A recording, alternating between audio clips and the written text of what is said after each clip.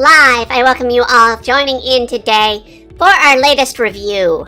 We've been gone for a little bit, but we are back with the lesser look. We've had to do a few things different, and we're going to be doing these a little bit as we go. We're going to be doing these live from now on. So if you want to join in, add your own opinion of the series, if you liked it, if you hated it, if you had, just don't care. Let me know in the chat as we're going to have this live. We have both chats available, YouTube and Twitch, up and running right now, so you can join in on the review. Now, today we are going to be talking about the 2018 anime to pretty much current, because the next season is coming in the next few weeks with the October release. And normally we go like, well, you're watching a show with 4 seasons. And this is called The Lesser Look, where we look at smaller, lesser-known anime. So how is a 4-season anime going to be something that we have to review? Well, this is a series that kind of went under a lot of radar because the same season it was released was around a lot of other bigger titles, including the 3rd season of My Hero Academia, Food Wars 3rd Plate, and also a bunch of other series that pretty much took the limelight away from Golden Kamuy. And each season it keeps releasing, well, it keeps getting ignored. And in a way, it's kind of disappointing because this is a very, very good series. It is well put together. The animation and artwork is stunning. The story is unique. And the setting is even unique. It is something we don't really see in your typical anime. And yeah, it's a shonen. Well, it's a little bit more severe than the shonen. It's probably more of the young adult. Because yes, it is bloody, it is gory. There is some absolutely humorous but horrific scenes throughout the anime. And as we go into the story, let's get into it. So yeah, Golden Kamuy, an adventure tale of a former war hero and a young native girl as they journey across the savage weather and land of Hokkaido after the Russo-Japanese War back in 1905. Now, you might be like, this doesn't sound very good. This sounds boring. It sounds, a native girl and a war hero in 1905. Yeah. Well, here's the thing. We usually get anime, especially either be the Meiji era or Kamen era. Rarely do we get something pre-World War, which is what this is. This was an element right at the end of the Tsars of Russia, right at that time. And yes, this is based off of historical events, but also based off of just, nonsense, complete nonsense, because there's utterly bits and pieces of American culture, movie culture thrown in with this series. There's literally a character that is like Ed Gein. If you don't know who Ed Gein is, he is the basis of Leatherface from the Texas Chainsaw Massacre, Buffalo Bill from, the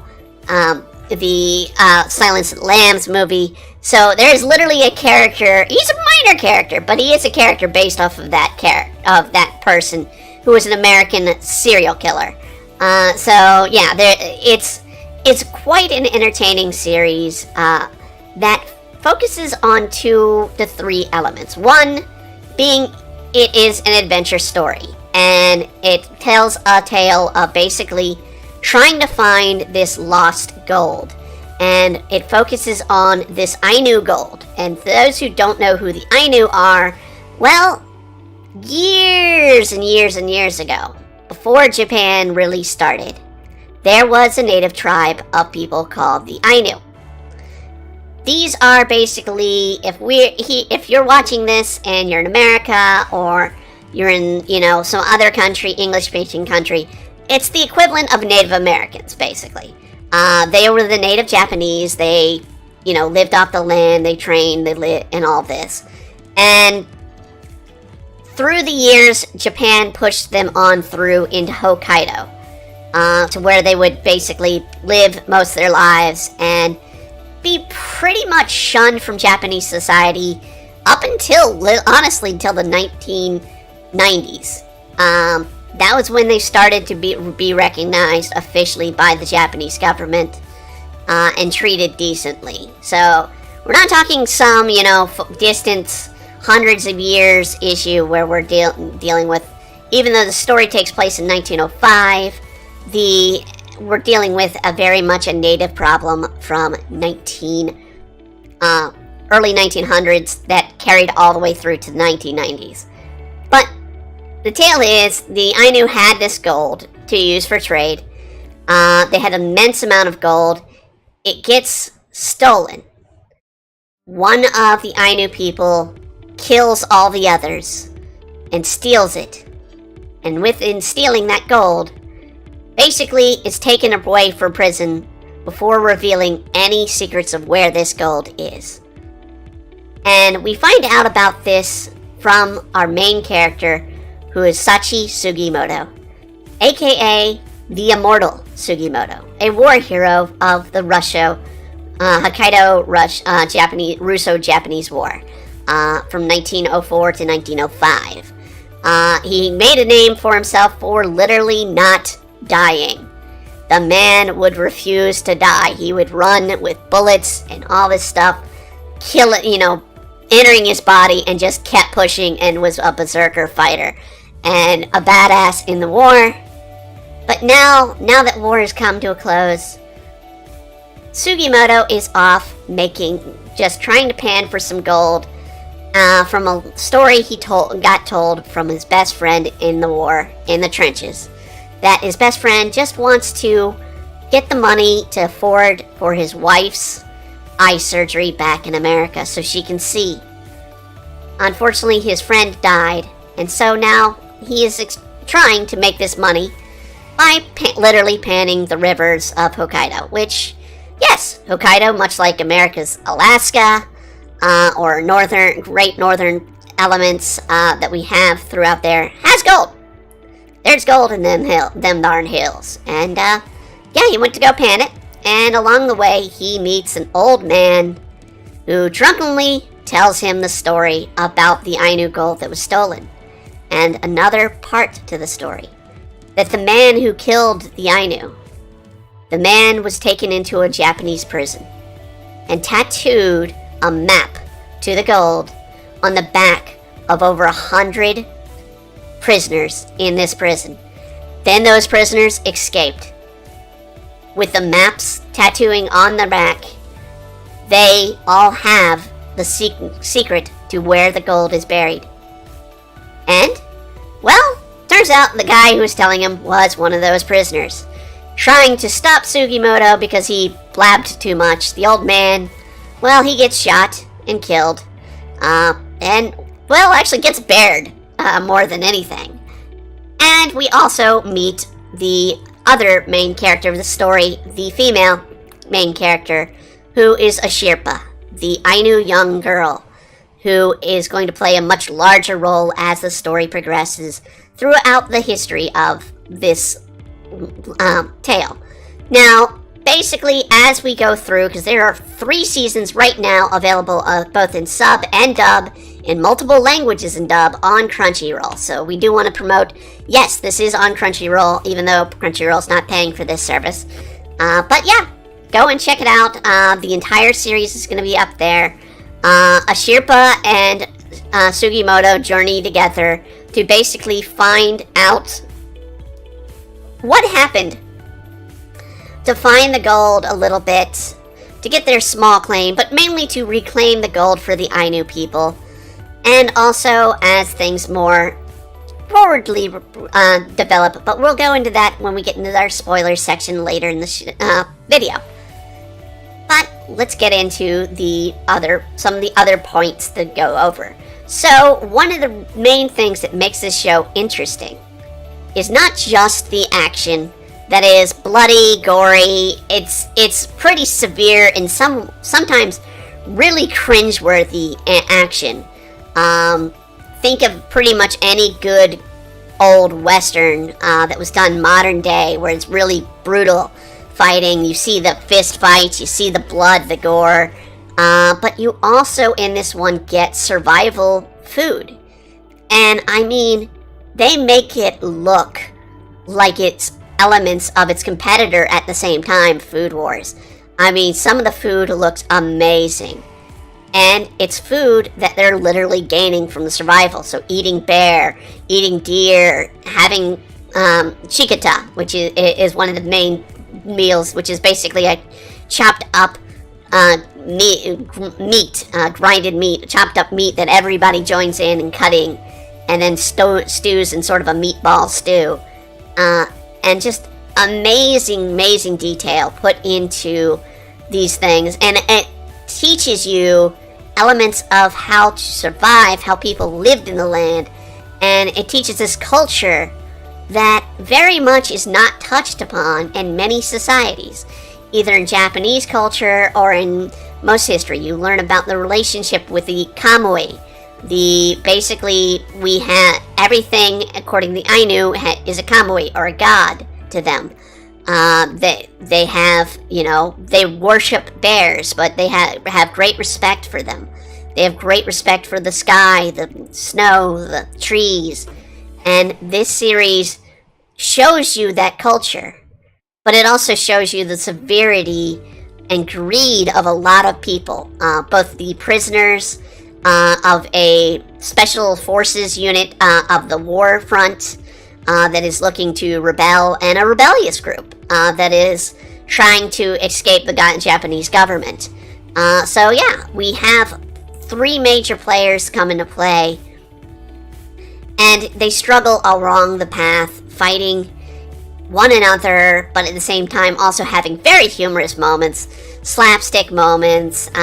You get one of the early fights in the beginning of the series involves a character that is an escape artist, and when they go to try and track him down because he's got some of the tattoos, Sugimoto and him fall in the river, and literally the fight stops immediately because it's the dead of winter in Hokkaido, and they're about to freeze to death, and they're both like, all right, fighting's over, we need to survive, we need to get warm immediately. And then they realize, oh crap, they have no way to start the fires. They have to go looking for bullets in the river. So they have to freeze even more just to get bullets. But it's done such a humorously way of neither of them want to die, but at the same time, it's this corny, cheesy way of an action that needs to be done, and the survival, and it's so well put together. So well done, and such an incredible mystery that builds up from one end to another that you never know who to trust in the series, other than Sugimoto and a Sherpa being the good guys. Everybody else, they'll be on one side at one point, and they'll be on a completely another side the next. You'll never know, and you meet all these unusual characters on this amazing setup, and that is part of the reason why I'm going to go on over to our scene here. So yeah, our music's going away for a couple of reasons. We are going to show you here this is the My Anime list, so we're going to go over the list here. So in the early 1900s Hokkaido, after Russo-Japanese War, Sachi Sugimoto tirelessly pans for gold, nicknamed Sugimoto the Immortal for his death-defying acts in battle. Ex-soldier seeks fortune in order to fulfill the promise made to his friends before he was killed in action to support his family, especially his widow, who is in need of transplant treatment overseas for deteriorating eyesight. One day, a drunken companion tells Sugimoto the tale of a man who was murdered. A group of Ainu stole the fortune and gold before his arrest by the police. He hid the gold somewhere in Hokkaido. Only clue to the location is a coded map he tattooed on the bodies of his cellmates in exchange for a share of the treasure, should they make an escape to find it. Sugimoto does not think much of the tale until he discovers the drunken man's corpse, bearing the same tattoos described in the story. But before he can act his thoughts, a grizzly bear caused the man's demise approaches Sugimoto, intent finishing him as a meal. He is saved by the young Ainu girl named Sherpa, whose father happened to be one of the murdered Ainu. With these Sherpa's hunting skills and Sugimoto's survival instincts, the pair agree to join forces to find the hidden treasure and get back rightfully her people's and the other people's fulfill their friend's dying wish.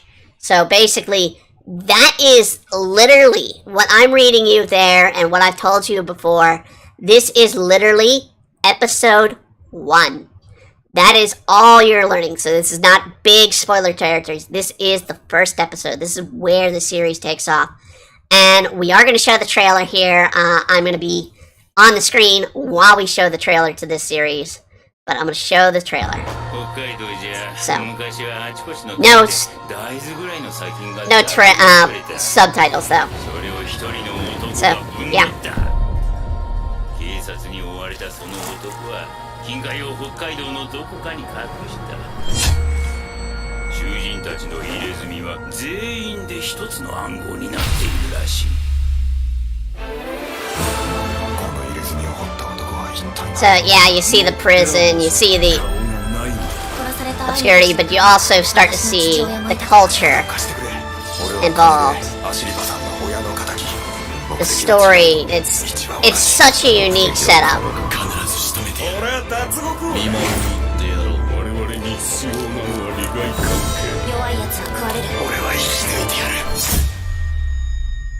And the music is great. I'm trying to talk over this because, yeah, we'll get a copyright on the music.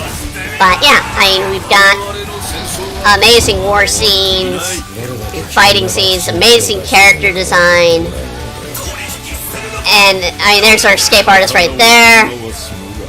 It's very bloody, very gory. Yeah, if you don't want to see...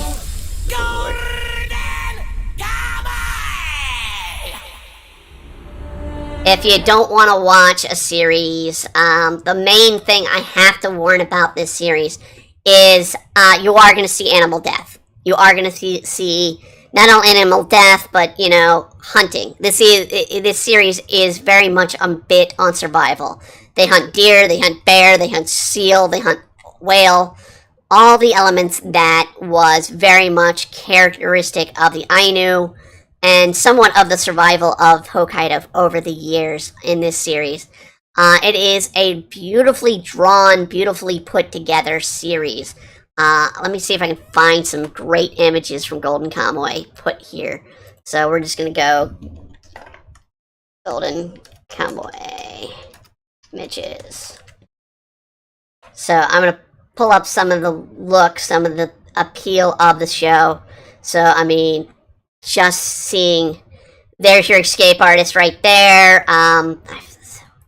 Saraishi is his name. Saraishi. So Saraishi, the escape artist. For a while, the beginning of the first season, we have the giant wolf. He may come back. I'm not too sure. But the series is so put together, so well told, that characters in this scene, I mean, I'll point to this character right here. This one right here. One is not a woman. Two is literally one person who is eaten, very much Hannibal Lecter, eats the brains of people. Cooking Dojo. Hi, how's it going? Welcome for joining in for the Golden Kamuy. She eats the brains of people. And she's, I will say she because she identifies as a she through most of the series. But she is a very old man when she went to prison.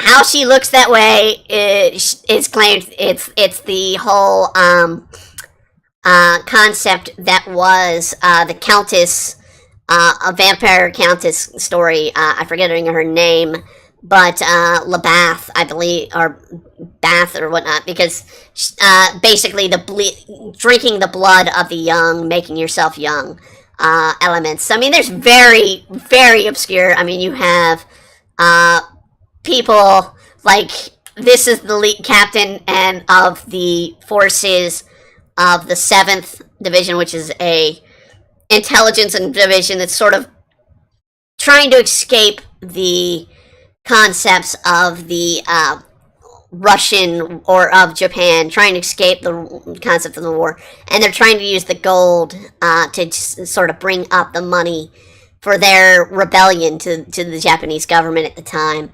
And he's literally had his brain hit. He's taken an explosion to his head. And one of the constant things you'll see both in the anime and in the manga is his brain will leak just a little bit. You get really weird. In fact, let's see. That looks. I'm trying to think of a Chupita scene or Chapita scene. Let's see here. I'm trying to find some. I mean, yeah. Silly things like he tortured. You have the head of the seventh torturing a man by drawing on his moles. It's just being completely weird. You're helping me hunt the prisoners. Let's see if we can get a good. The hearts are still on the battlefield. Let's see. Brain damage pals. Yes, brain damage pals. So there we go. We get a little thing like that. I'm trying to see if I can find the guy that's based off of Ed Gein in here.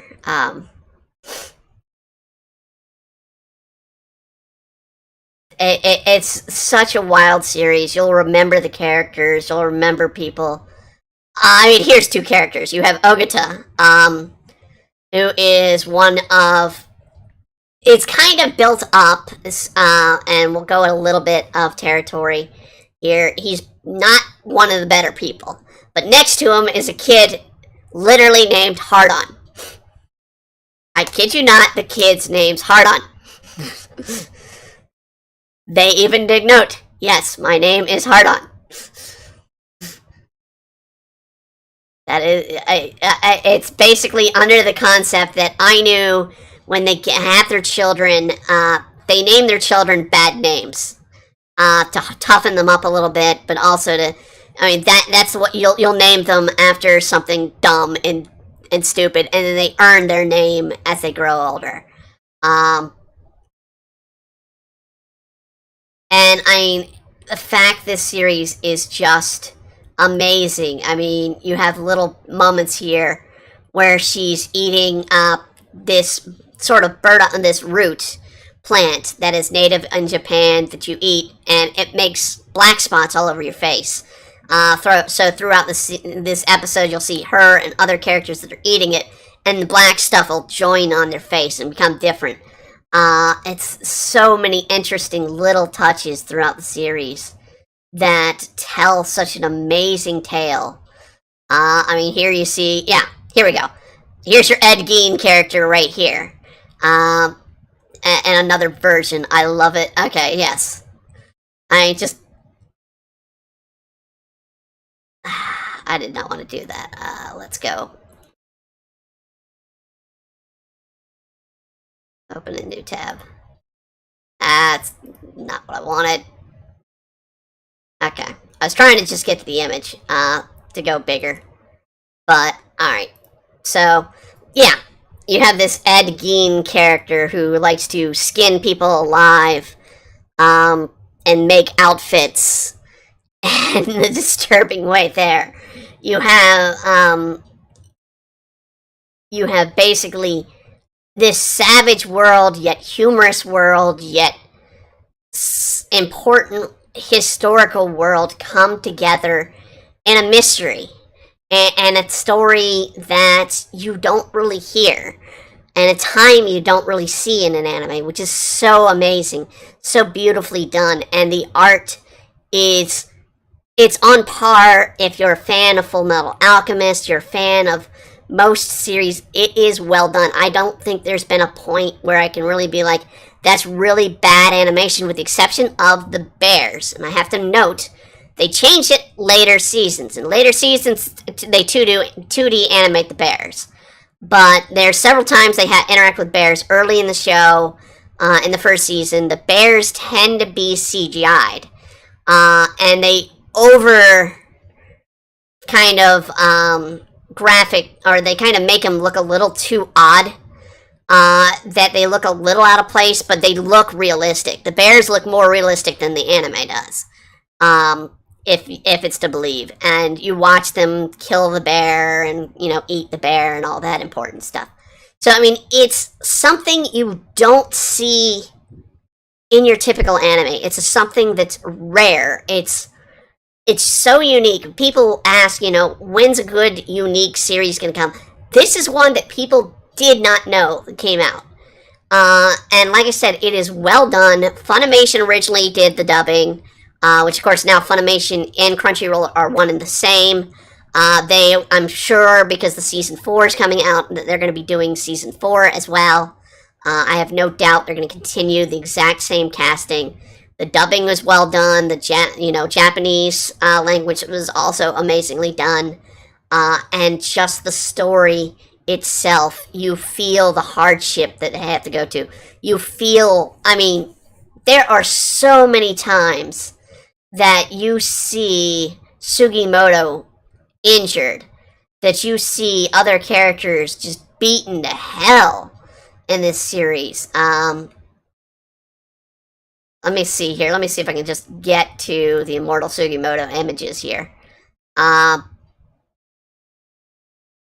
And show you just some of the gruesome... this is reason why it's not a shonen kids anime. This is not a... See, here's one where he's eating an eyeball of, I believe, this is supposed to be a fish eyeball that he's eating. Another moment, yeah, it's the big fish that they're eating. It's basically a giant catfish that they caught. But let's see here. I'm trying to see if I can find a very injured Sugimoto that is kind of a little bit horrific. Okay, here we go. Yeah, you see knives go into people's face.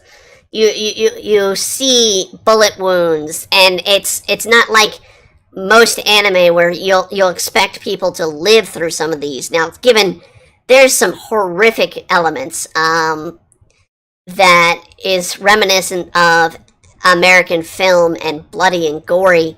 So this is a very violent series. So go in knowing, there is no doubt when going into this series, be expecting of the violence. Be expecting of the animal harvesting, because it is part of the story. It is setting up the culture and in turn letting you know, learning about this culture and whatnot. Like I said, the music's amazing. We heard a little bit of that in the trailer. The bringing out elements of the story, telling us, telling a unique element where it's a hunt for gold, but it's a hunt for gold on a treasure map that literally the prisoners didn't think when they're tattooed. One, they have to get tattoos from the other people. And two, they can't read their own tattoo. It's on their backs. So they'd have to skin themselves or have someone get an image of themselves to be able to even have that map, let alone figure out the code and read the map. So, it's such an ingenious sort of unraveling each and every season of what the story tells us and how this brutal yet amazing story of survival and just beloved humor and art and culture is just amazing wealth. And that's why I cannot give this score any less. I'm going to go ahead and do our review part of this. Let me go back to the review screen. We cannot help but give this series a total gem. This is an absolute series to watch. I don't know why people haven't been watching this series. It's kind of amazing that most people have not picked up on the beauty that is the Golden Kamuy series. It is a story that entertains, educates, and generally you fall in love with these characters. You fall in love with Sugimoto and his relationship with Ashirpa as they grow and as they build their relationship together. As they're out to try and basically just find who killed these men, what connection this is to Ashirpa's father, the elements of it. And we'll get into a little bit of that as we go into the spoilers. So I'm going to have to go into spoilers at this point. So, from this point on, you have your review. Yeah, it's a 30-minute there. Mark, we have the gem. If you don't want to be spoiled about this series, from this point on, I welcome you. I thank you for joining us today. But from now on, it is going to be spoilers on. That being said, I'm going to give you a moment. 1, 2, 3. Spoiler time! Ashira's father was the man accused of killing people and is the man who tattooed the women. Or all the soldiers, or prisoners, excuse me. The prisoners escape. We learn elements of the series. In fact, I showed you the character Ogata. We're going to go back to some of the characters again. I'm going to try and go to... Alright, go back to the basics here. So, we've got characters... Where are they? So we have different characters involved that we're going to bring together here. I'm going to use Mal's website to kind of inform us of who. So, Ogata is one of our main villains of the series. Ogata, he's a sniper, crack sniper. He's learned Russian. There's a lot of twists because the Russo-Japanese War was over a peninsula of Russia that is Russian now, but was Japanese at the time because they fought over it culturally, and that's what that war was about. And it was a lot of the battle took place in northern Hokkaido to this Russian peninsula. And the story in all 3 seasons brings us into this concept of that element. We have characters like Shiraishi, who's the escape artist. We have characters like Ogata, one of the main villains of the series. We have Kiraranke, who is basically Ashira's uncle, a friend of her father, who is very much, has a great relationship. But as you learn come the 3rd season, he and her father were originally from Russia and were involved in trying to overthrow the Russian government, the Tsar government at the time. Keep in mind, this was the building point of communist Russia. This was the building point of socialist Russia, where Lenin was starting to come into play. The Tsars were on their downfall. And Kiraranke and Ashira's father, Noburabu, basically were trying to overthrow the Russian government, escaped into Hokkaido, and tried to build the gold to complete their war with Russia. So that was the concept behind the gold, where they're getting the gold and whatnot. And we have characters both from his story and also just in culture-wise. We have people like Surumi, who is the 7th Division leader with damaged eyes and whatnot. We have Tenagaki, who is, at the start, a very severe, strong warrior who is out just to hunt Ashira's wolf, but in the end, his life is saved by the Ashira's grandmother, and he has much respect and basically dedicates his life to help Ashira out. You have Hajikita. I know I'm getting this wrong. Hajikata. Hajikata. Based off of the actual lieutenant of the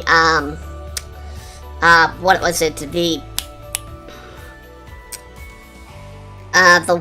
wolves of Amiibo. Based off after that character. Now, mind you, that character in true history died. But they in the story of Golden Kamuy, he's lived. He was one of the prisoners, hidden away from time, and he was always trying to rebel and overthrow the government. He brings in other prisoners to help join his cause to do that, while Surumi's trying to do his own rebel with the current military because they're basically got their lives screwed over by the government, and to Oh, well, now we aren't going to give you much, you know? You don't have much left, so we meet that. We meet several unique characters. Ushiyama, a character here on the list. We have... Ushiyama is basically this huge, massive man. Let me see if I can find a picture of Ushiyama. Otherwise also known as Dick Sensei, because he's a man that thinks with his dick. The dick jokes that, okay, this is Ushiyama right here, but it's not a good picture of Ushiyama. Let's see if we can get a better, okay, this is a better picture of him. Ushiyama's this big pseudo man. He's got, in fact, they call him out for having sumo ears because his ears have been beaten so badly, so much. That our judo man, judo ear, and he's just this hulk of a man that basically just wants to get laid most of the time, man. He just wants to get with the women. And you see him go about fighting throughout the series. He carries through, he brings out elements. He's usually on Hijikata's side, fighting with the rebels. But he's been with a Sherpa. A Sherpa worships him, calling him Dick Sensei, basically because he was training her on the ways of being or that men want, what men want out of life. So she calls him Dick Sensei. It's just a lot of unique culture. You have stupid things like this moment here, where he's supposedly asking for a Sherpa. Sugimoto holds up the wrong image that was taken. And the irony of that these pictures were taken because the photographer was doing the traditional early 1900s photos where people were just standing there lifeless. But you know, but the photographer was in love with the character of Danagaki, that he basically wanted to do the sort of smut imagery jokes that he brought them along. And the images just keep popping up. There's another one right here during the same episode, but it's a completely different image, and it's like, what the hell? And then here's another one. It's a recurring gag, but I mean, it's well put together. It's well thought. They fight a wolverine at one point. They fight this was a raccoon, Tanuki, and Suraishi literally gets bitten on the head, and they're just like, you're completely useless. You're pathetic. But I mean, it's such a great tale, so well put together. And while there's 36 episodes currently, and another, I don't know if the season 4 is going to be 12. Let's see here. I do want to see if season 4 is going to be 12 or not. I think because the manga has ended. The manga was 36 chapters long. It's currently released by Viz Manga. So you can go if you want to read the manga. Viz has it. But it is a bit more adult, like I said. Let's see. 4th season of Golden Kamuy. They are not saying how many episodes. So it could be 12. It could be 24. Because it's pretty much, they're gonna, I believe, end the series.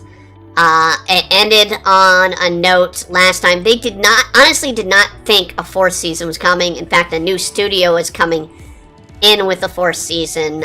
We'll play the trailer for the 4th season now. Let me go ahead and get that up in our trailer section. So let's play the 4th season trailer. So we're going to play that while we do here. So this gives you a little bit of elements here. You see, see. Dude takes an arrow to the eye, and it's a poison arrow.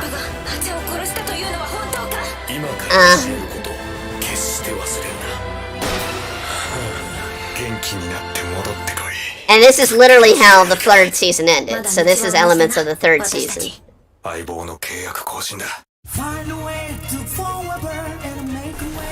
So we're getting nice new music. They're returning back to Hokkaido.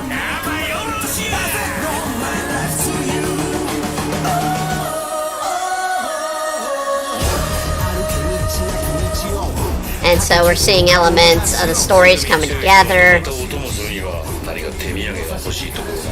lot of new characters.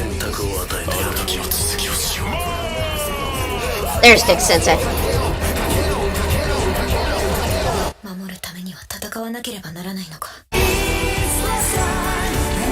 But yeah, I mean, you're getting elements of a story, a good mystery / action / absolutely beautiful animation. And it does look like they're doing a good job. This new studio is doing a good job taking over.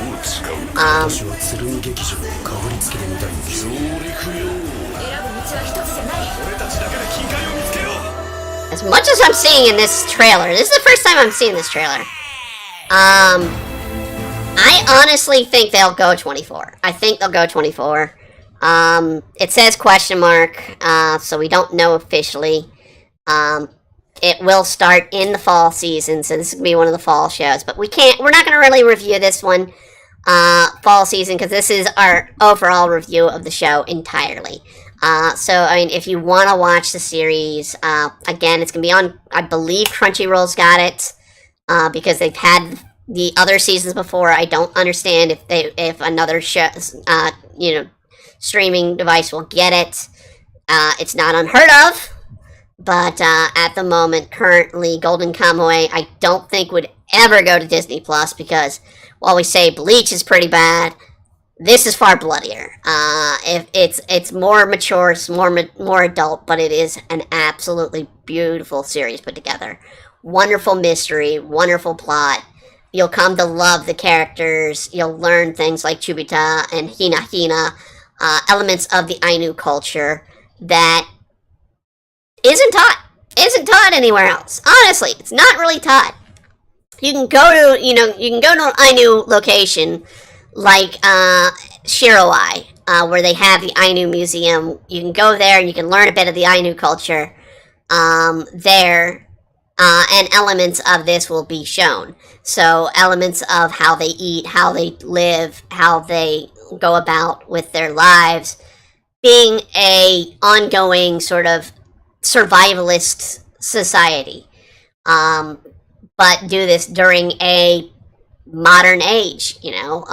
It's fairly native to modern. So I mean, the only way to compare it is the American West around after the Civil War, where we had sort of the cultures of Native Americans and Americans sort of blending together, and you don't see that in an anime. And it's just so interesting, because usually anime, you'll get the Meiji era before this, or you'll get after this, past World War II. You won't get the culture before, in this time period, this capsule of Japanese culture and American culture, Japanese culture and a Native American culture, and a little bit of Russian history mixed in there. So I mean, it is something unique and brilliantly put together, which is why we're giving it a gem rating, because this is absolutely a series that, you've got to love, you got to respect, for telling a story in a way that most won't. And it's so beautiful. And the artwork looks amazing. The animation is well put together. The acting is superb. Each character has their unique quirks, their unique personalities, and they all come through together. You get jokes, you get the violence. Honestly, we're going to be going into some horror anime going into the October with our reviews, but honestly, this is probably one of the more cringing points. There are points that I watched this series where I'm like, ooh, it's so well put together that you're seeing this pain and you're feeling the pain. You're just cringing. You get that moment where you see somebody injured, you know, people lose their fingers, lose their ears, stuff like that, and it's not like, oh, we're gonna replace that. They'll replace it, but they'll replace it in a very dumb-looking way. Like you'll see one of the more notable characters is a character named Nokaido. Let me see, Golden Kamuy. Let me see if I can find Nokaido. Okay. Yeah, Nokaido. So, this is Nokaido at the beginning of the series. He looks very normal, he looks whatnot.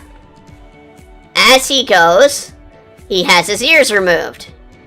Well, he starts to go insane. Then he loses his leg. He gets a gun leg. Literally a wooden leg with a gun in it. He then loses an arm. And so now he's got a new arm. But you get moments like this where you have Tsurumi, his superior, literally messing around with him, and he grabs his ear and starts shouting in the ear that's decapitated from him. Here's where he's lost his arm, and he has the new arm. They gave him chopsticks that are hidden away in the arm. And it's just like, this is incredibly stupid, but in the way that it's humorous and gruesome. And the poor guy just keeps getting butchered throughout the show. And it's just the humor of it, where he's still loyal to Tsurumi, but he's just going slowly insane that he wants to be the one to kill Sugimoto, because Sugimoto keeps being the one that causes him this damage. So he goes insane. He gets addicted to morphine, but in a way where it's like, no, you can't have your morphine. No, bad Nokaido. So it's like, yeah, it's those silly nature of the series that it doesn't take. Yeah, here we go. No, bad, and no Nokaido, bad. Can't have his morphine. So it's like, yeah, no. So I mean, it's very absurd in its way, but it's at the same time very historical and very cultured in a way that you don't see in too many anime. And it's because of that, it's so amusing and so enjoyable. And even though, like I said, there's 36 episodes in the first 3 seasons. It's 3 seasons, 36 episodes. It's not that great amount that you have to watch. It's basically 12 episodes per season, up to date so far. And the series is absolutely well put together, well done. And there's no real filler. It's just humor, jokes, but gore at the same time. Or, you know, there are times where it gets very, very homosexual. There is literally a point. Okay, here's another one. Yeah, tell me who the traitors are. Shouting into the severed ear. So, I mean, yeah, it's... You get a lot of this weird, but at the same time, funny elements, and gruesome at times, moments that make it so unique, so well put together, that I feel it's a series more people need to learn to love and enjoy. So if you've not seen this series, and if you're like, I want a good series to get into, I want something that has that adventure, has a little bit of comedy, has a little bit, because there's a little romance in there too. There's a little more romance. They also throw that in there. But yeah, I mean, there are those elements. It is a full-on adventure story. It's not like your typical shonen. It's not, you know, I'm this all-powerful being that's going to get more powerful. No, Sugimoto literally in the 3rd season is running around with a hole in his head because he got shot in the head. And that's why, you know, we have the moment that I showed earlier with Tsurumi being like, oh, brain damage buddies. So, I mean, yeah, you have the characters dealing with things. Like, again, there's the stabbing of Sugimoto in the mouth. He's literally biting down on the blade. It gets severe and brutal, but it's well put together, well done, and it's an award-winning manga. And honestly, looking out at the fall season for this year, going through the list, just going through the titles, honestly, a lot of people are like, oh, I really want to watch My Hero Academia Season 6. My opinion, My Hero Academia is now very overrated. Don't really need to watch that. Chainsaw Man will be good. But honestly, I would much rather watch Golden Kamuy Season 4 than My Hero Academia 6. So, I mean, in the long run, it's a good series. Check it out. It's something worthy to be added to your list, especially if you're willing to handle the violence. I mean, I would put it along the lines of maybe a Breaking Bad. If you love Breaking Bad, it's a series you might like in that sense, where it sort of messes with your head, who's the good guy, but you still get humorous moments.